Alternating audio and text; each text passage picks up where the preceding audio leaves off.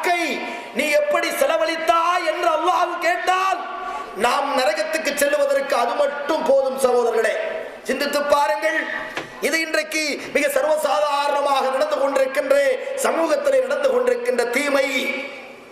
அது மட்டுமா, பள்ளிவாசலுக்கு செல்ல வேண்டிய பெண்கள் வெள்ளிக்கிழமை ஜுமாவுக்கு கூட பள்ளிவாசலுக்கு செல்லாமல் இன்றைக்கு எங்கே சென்று கொண்டிருக்கிறார்கள்? எந்த இணை வைத்தலை அல்லாஹ் மன்னிக்க மாட்டான் என்று சொன்னானோ அந்த இணை வைத்தலை செய்வதற்கு ஏர்வாடி தர்காவுக்கு பிரயாணம் போகிறார்கள். யார் அங்கே அடக்கம் செய்யப்பட்டிருக்கிறார்கள்? உயிரோடு யாராவது அங்கே இருக்கிறார்களா? சிந்தித்து பாருங்கள். இந்த ராமநாதபுரம் மாவட்டத்தை குறித்து கேரளாவிலே மிக கேவலமாக பேசிக் கொண்டிருக்கிறார்கள். நான் ஒரு சீடியை பார்த்தேன். அந்த சீடி என்ன சீடி தெரியுமா? ஏர்வாடியில் நடக்கும் அட்டுழியம் மலையாளத்திலே உள்ள சீடி. அன்புக்குரிய சகோதரர்களே, ஏர்வாடியினுடைய கொடுமையை பற்றி கேரளாவிலே சீடியிலே அங்கே பரஸ்பரம் காட்டிக் கொடுத்துக் கொண்டிருக்கிற கொடுமையை நாம் கண்டோம்.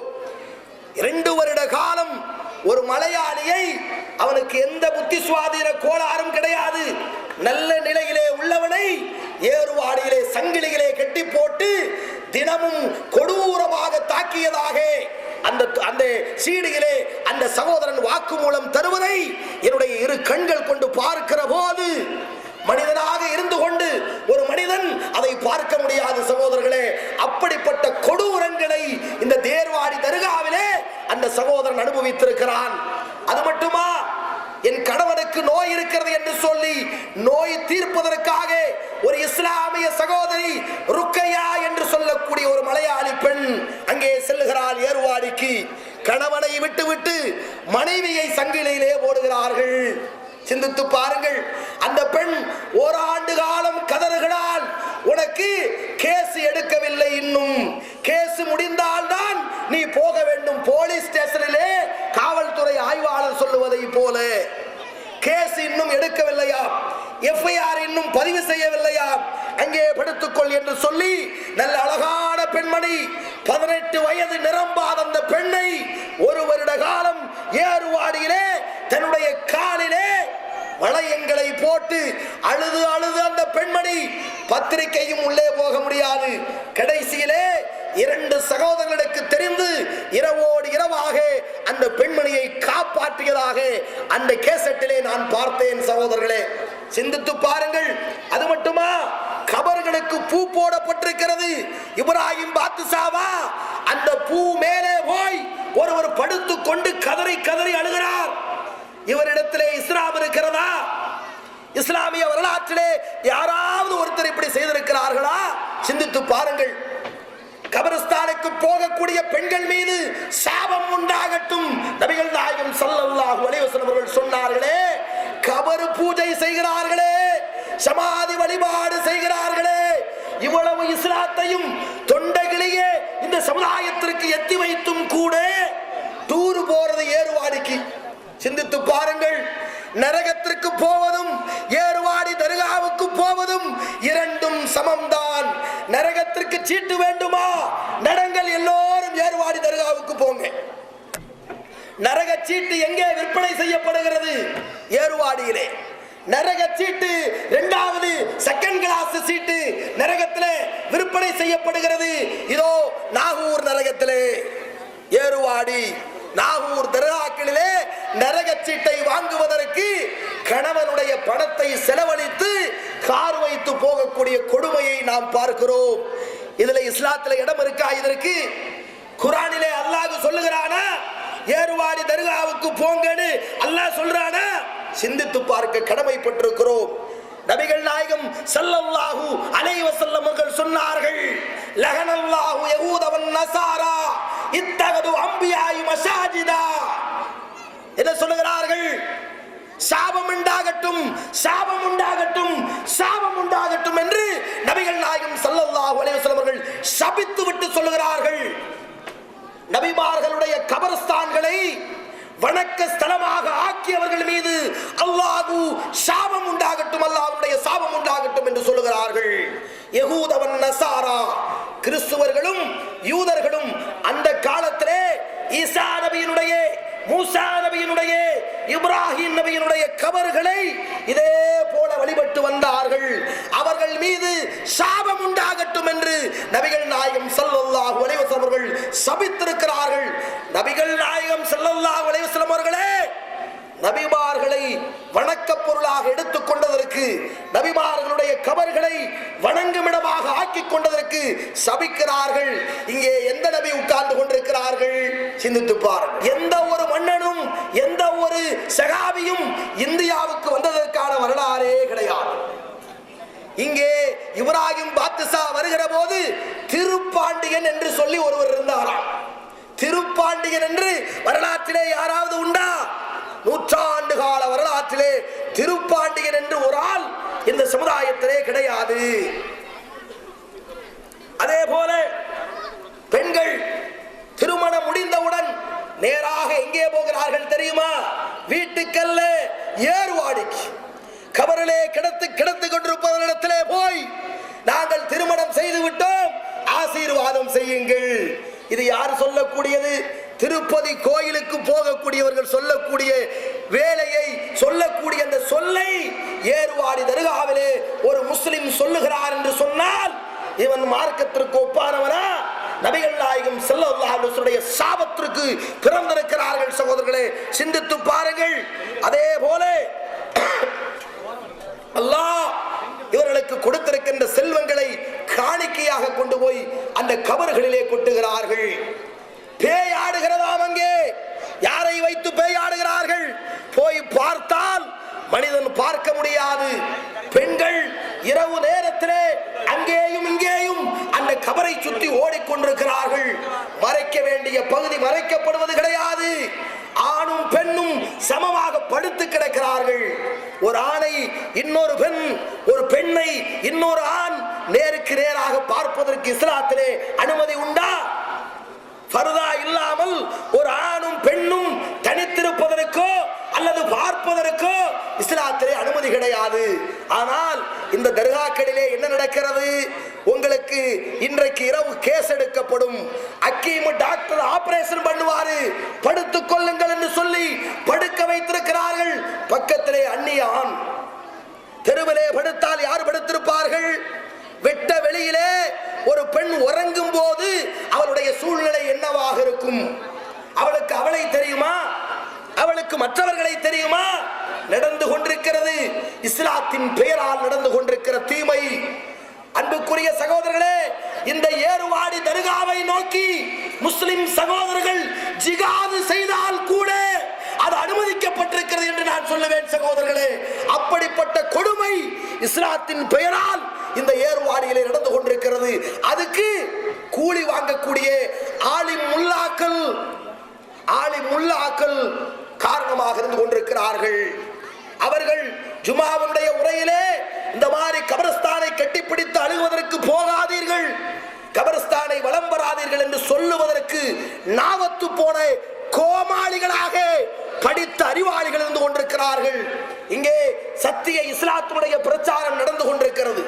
பக்கத்து பள்ளிவாசலிலே மௌலூது பாட்டு நடந்து கொண்டிருக்கிறது. அல்லாஹு அக்பர் என்று சொன்ன வார்த்தையை நாம் இவர்களை பார்த்து சொல்ல முடியுமா? சாதாரண அறிவுள்ளவன் செய்வானா? சிந்தித்து பாருங்கள். மௌலவி பேசிக் கொண்டிருக்கிறார். என்ன பேசுகிறார்? பெண்களுக்கு நபிகள் நாயகத்தினுடைய சிந்தனைகள், அவர் சொன்ன வார்த்தைகளை பதிய வைத்துக் கொண்டிருக்கிறார். அல்லாஹ்வுடைய குர்ஆனுடைய கலாமை இங்கே சொல்லிக் கொண்டிருக்கிறார்கள். இறைவனுடைய வார்த்தைகளை பேசுகின்ற இந்த சபை நடந்து கொண்டிருக்கிற போது பக்கத்து பள்ளிவாசலிலே ஸ்பீக்கரை வைத்துக் கொண்டு யா நபி சலாம் பாட்டுக்களும் கூத்துக்களும் சினிமா பாட்டிலே மெட்டெடுத்து பாடுகிறார். சிந்தித்து பாருங்கள். இஸ்லாமிய சமுதாயமே, யார் இந்த மார்க்கத்தை குழி தோண்டி புதைத்துக் கொண்டிருக்கிறார்கள் என்று சிந்திக்க கடமைப்பட்டிருக்கிறீர்கள். குர்ஆன் வியாபாரிகள், நபிகள் நாயகத்தின் பெயரால் வியாபாரம் நடத்தி கொண்டிருப்பவர்கள், ஃபாத்தியா, கத்தி குத்து ராத்தீபு, மௌலூது என்கிற பெயரிலே பிளப்பு நடத்தி கொண்டிருக்கிறவர்கள், மௌத்தான பிணத்தை போட்டுக்கொண்டு மையத்தை போட்டுக்கொண்டு துவா ஓதி அந்த மையத்தின் பெயரால் காசை வாங்கி பாக்கெட்டிலே போடக்கூடியவர்கள், இறந்தார் ஒரு மனிதன் இறந்து விட்டால் கூட அவருடைய கடைசியையும் தின்னு விட்டு தான் போகிறார். மனிதன் இறந்து விட்டால் அது மையத்தாகிவிட்டது, படுக்க வைத்து விட்டார்கள். உடனே ஒரு துவா முடிந்து அந்த மையத்தை எடுக்கிற போது மையத்தை எடுக்கிற துவா, மையத்தை தூக்கி தோல்ல வச்சு கபரஸ்தான் என்ட்ரன்ஸ் துவா. யாரு கற்றுக் கொடுத்தார்கள் என்ட்ரன்ஸ் துவாவை? முடிந்து கபரஸ்தானிலே போய் மையத்து வைக்கப்பட்டாச்சு, மண்ணை போட்டாச்சு, உடனே ஆமீன் துவா. அதுக்கு ஒரு கைமடிப்பு. வாங்காத ஒரு இமாமாவது இந்த நாட்டிலே உண்டா? ஒரே ஒரு இமாம் இருக்கிறார், தௌஹீத் இமாம். சிந்தித்து பாருங்க நீங்க. சத்திய இஸ்லாத்தை போதிக்கக்கூடிய இமாம்களை தவிர அத்துணை இமாம்களும் இந்த சம்பவத்திலே பங்கு வாங்கி கொண்டிருக்கிறார்கள் சகோதரர்களே. அது மட்டுமா, மையத்தை அடக்கம் செய்துவிட்டு கேட்டுக்கு வெளியே வந்தவுடன் போற துவா, அதுக்கு காசு வச்சாச்சா. வீட்டுக்கு வந்த உடனே வீட்டுக்கு வந்ததுக்கு ஒரு துவா, அதுக்கும் காசு. அப்புறம் என்னது, 3ஆம் நாள், அப்புறம் 7, அப்புறம் 10, அப்புறம் இவரை இளவெடுக்க 40. என்னங்க இது? 40, 80, 100, அப்புறம் கத்தம் பாத்தியா, அப்புறம் வருஷ பாத்தியா, வருஷம், அப்புறம் அவரு பேர்ல பாத்தியா, அப்புறம் இவரு பேர்ல பாத்தியா. சரி, இது மௌத்துக்கு பிறந்தா அதுக்கும், பிறந்ததுக்கும் பாத்தியா. யார பாத்தியா? குர்ஆனை பாத்தியா? இல்ல. ஹதீஸ பாத்தியா? இல்ல, பார்க்கல. ஆனா இந்த பாத்தியா நடந்து கொண்டிருக்கிறது. யார் இந்த இரவல் வாழ்க்கை நடத்தி கொண்டிருக்கிறார்கள்? இந்த கையேந்துகிற வாழ்க்கையை யார் நடத்தி கொண்டிருக்கிறார்கள்? தௌஹீத் இமாமா? இந்த குர்ஆன் ஹதீஸ் பேசக்கூடியவர்களா? வாங்காதேன்னு சொல்றோம். ஏண்டா மார்க்கத்தை விக்கிற கேட்டால் அவர்களிடத்திலே போகாதீர்கள், பெண்கள் பள்ளிவாசலுக்கு போகாதீர்கள் என்று அவர்கள் சொல்லுகிறார்கள். ஏன்னா பள்ளிவாசலுக்கு போனா தீன் இதுதான் தெரிஞ்சிடும். இஸ்லாமை என்னன்னு தெரிஞ்சிருச்சுன்னா அப்புறம் ஃபாத்தியா காசு கிடைக்குமா? அதனால போகாதே, பள்ளிவாசலுக்கு போகாதே, மார்க்கம் இதுதான் தெரிஞ்சிடும். அல்லாஹ் சொல்றான், வஸ்தஈனு பிஸ்ஸப்ரி வஸ்ஸலாத், பொறுமையை கொண்டும் தொழுகையை கொண்டும் அல்லாஹ்விடத்திலே உதவி தேடுங்கள் என்று அல்லாஹ் சொல்லுகிறான். எங்க தொலை விட்டீங்க? பெண்களை தொழுகைக்காக நீங்க எப்ப விட்டீங்க? சஹாபாக்களுடைய வரலாற்றை புரட்டி பாருங்கள். நபிகள் நாயகம் ஸல்லல்லாஹு அலைஹி வஸல்லம் வரலாற்றை புரட்டி பாருங்கள். ஒரு பக்கம் ஆண்கள் முன் சப்பிலே தொழுது கொண்டிருப்பார்களாம், கடைசி சப்பிலே பெண்கள் நிறுத்தப்பட்டிருப்பார்கள், பின்னால் உள்ள சப்பிலே. சிந்தித்து பாருங்கள். நபிகள் நாயகம் ஸல்லல்லாஹு அலைஹி வஸல்லம் அவர்கள் தொழுகை முடிந்தவுடன், இமாமாக தொழுகை முடிந்தவுடன் அந்த இடத்திலே கொஞ்ச நேரம் உட்காருவார். எதற்காக உட்காருவார் தெரியுமா? பெண்கள் எல்லாம் முதலிலே போகட்டும் என்பதற்காக. புகாரி ஹதீஸை நீங்கள் புரட்டி பாருங்கள். பெண்கள் எல்லாம் போனவுடன் ஆண்கள் எழுந்திருத்து போவார்கள். ஹதீஸ்ல பார்க்க முடிகிறது. ஆண் பெண்கள் பள்ளிக்கு வரக்கூடாது என்று சொல்லக்கூடிய ஒரு குர்ஆன் ஆயத்தை நீங்கள் காட்டுங்கள். பெண்கள் பள்ளிக்கு வரக்கூடாது என்று சொல்லக்கூடிய ஒரு ஹதீஸ் நூல்களை நீங்கள் காட்ட முடியுமா? முடியாது. அப்படியானால் பெண்களுக்கு பள்ளியிலே தொழுவதற்கு அனுமதி உண்டு. பெண்களுடைய உபாதைகள் பல்வேறு சம்பவங்களால் அவர்கள் வீட்டிலே தொழுதால் அதுவும் நல்லதுதான். ஆனால் பள்ளிக்கு வரக்கூடாது என்று சொல்லுவதற்கு யாருக்கும் அதிகாரத்தை அல்லாஹ்வுடைய ரசூலும் அல்லாஹ்வும் வழங்கவில்லை சகோதரர்களே. அப்படி இருக்க பள்ளிக்கு சென்றால் என்ன வந்து விடுமாம்? இந்த இமாம்கள் பிரச்சாரம் செய்கிறார்கள், இஸ்லாத்துக்கு விரோதமான இமாம்கள் விளம்பரம் செய்கிறார்கள். பெண்கள் பள்ளிக்கு போனால் ஆண்களும் பெண்களும் சேர்ந்து தொழுவார்களாம், அதனால் தீமை அதிகமாகும். எங்க எந்த தௌஹீது பள்ளியிலேயாவது ஆணும் பெண்ணும் சேர்ந்து தொழுகிறாங்களா? யாராவது ஒரு ஆள் காட்டுங்க. பள்ளிவாசலுக்கு வரக்கூடிய பெண்களை கூட பார்க்க முடியாது. அந்த அளவுக்கு அவர்களுக்கு தனி வழி. மேல் மாடியிலே பெண்கள் தொழுகுவார்கள், கீழ் மாடியிலே ஆண்கள் தொழுகுவார்கள். அல்லது பள்ளியினுடைய ஒரு பாதியை பெண்களுக்காக பிரித்து அவர்களுக்கு ஒது செய்வதற்கு தனி இடம், அவர்களுக்கு மலஜலத்திற்கான தனி இடம் எல்லாம் ஏற்பாடு செய்யப்பட்டு வைத்திருக்கிறது. ஆனால் இந்த சுன்னத்து ஜமாத் என்று சொல்லக்கூடியவர்கள் அப்பட்டமாக மேடை ஏறி பொய் சொல்லிக் கொண்டிருக்கிறார்கள். அங்கே ஆணும் பெண்ணும் ஒன்றாக தொழுகுவது மார்க்கத்திற்கு கூடாது. யார் இவர்கள் பத்துவா? எங்கேயாவது பார்க்க முடியுமா? சகோதரர்களை சிந்தித்து பாருங்கள். அப்போ பொய்யான செய்திகளை சொல்லி இஸ்லாமிய பெண்கள் இந்த கத்தம் ஃபாத்தியா ராத்திபு மௌலோது சண்டாக்கு தூக்குறதுக்கு காசு கிடைக்காம ஆக்கிடுவாங்கன்னு சொல்லி அவங்கள வீட்டிலேயே முடக்கி வைக்கிறது.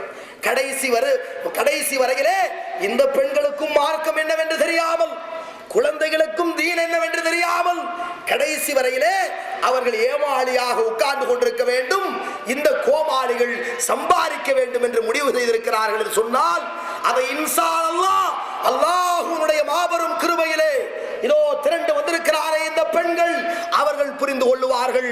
அல்லாஹ் எங்களுக்கு உதவி செய்ய வேண்டும். இதுவரை எந்த மேடையிலேயாவது இந்த சமுதாயத்தை